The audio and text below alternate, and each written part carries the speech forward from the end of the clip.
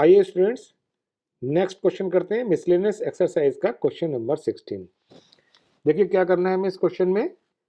A man deposited ₹10,000 in A bank at the rate of 5% simple interest annually.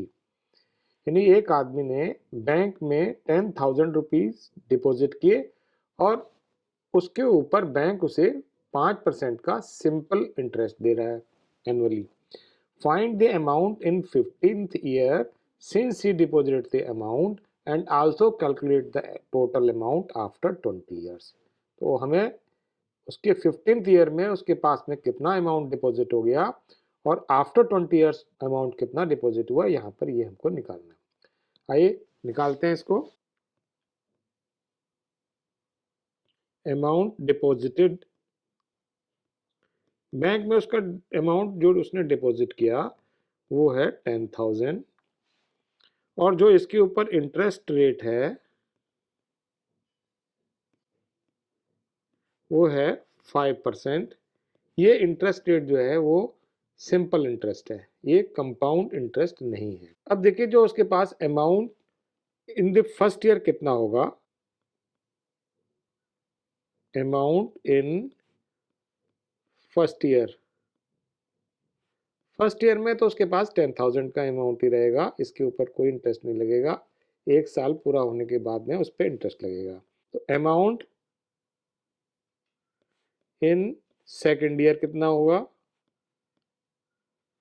देखिए 10,000 तो है ही उसके पास अमाउंट जो डिपॉजिट है और 5% का सिंपल इंटरेस्ट उस पर लगेगा, यानी 5/100 इंटू 10,000 रुपीज के ऊपर सिंपल इंटरेस्ट लगेगा यहाँ पर। तो ये 0 से 0 कैंसिल और ये आएगा 10,500 रुपीज। अब देखते हैं amount in third year. Third year में अमाउंट क्या होगा। देखिए उसके पास में 10,500 का अमाउंट है और 5% का सिंपल इंटरेस्ट लगेगा।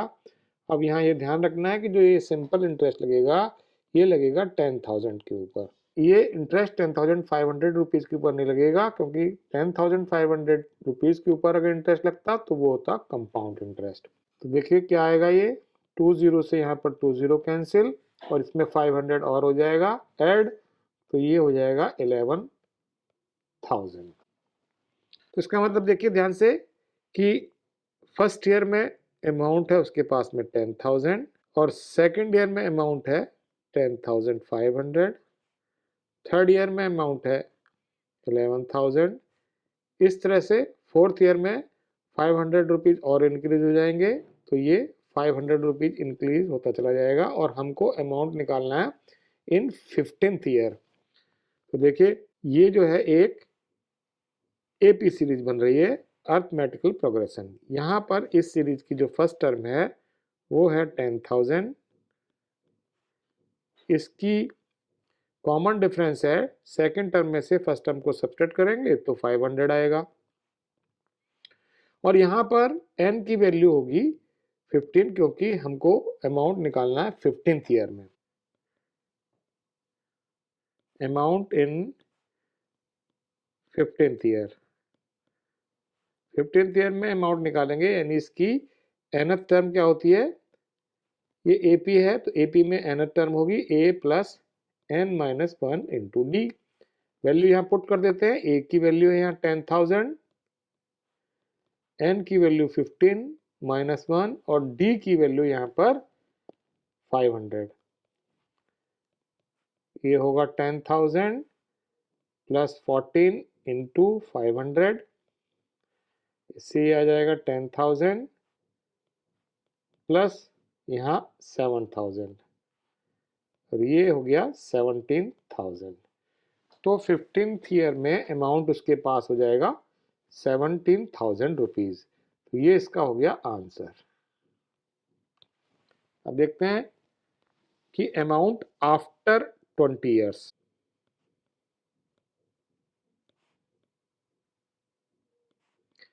आफ्टर 20 ईयर्स 20 ईयर्स के बाद में जो अमाउंट है, यहाँ ये ध्यान रखना है कि इसका मतलब क्या हुआ कि हमको निकालना है amount in 21st year, amount in 21st year. देखिए क्या डिफरेंस है, 20 साल के बाद अमाउंट का मतलब है कि 20 साल तक उसमें इंटरेस्ट लगेगा और उसके बाद इंटरेस्ट लगने के बाद में जो 21st ईयर है उसके पास में कितना अमाउंट हो जाएगा।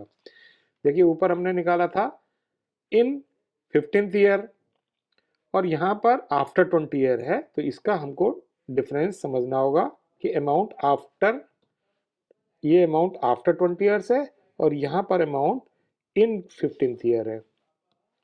अब देखिए यहाँ पर अमाउंट इन 21st ईयर है, इसका मतलब n की वैल्यू हम क्या लेंगे यहाँ पर 21 और इसकी 21st टर्म निकालेंगे तो अमाउंट हो जाएगा ए एन, फार्मूला लगाएंगे a plus n minus 1 into D, यानी कि 21st ईयर में अब वैल्यू पुट कर देते हैं। a की वैल्यू यहाँ 10,000 है प्लस n की वैल्यू 21 माइनस 1 और d की वैल्यू है 500 is equal to 10,000 plus 20 into 500, इससे आ जाएगा 10,000 प्लस 10,000, तो ये हो गया 20,000। तो ये हो गया इसका आंसर, यानी कि आफ्टर 20 ईयर्स अमाउंट होगा उसके पास 20,000 रुपीज।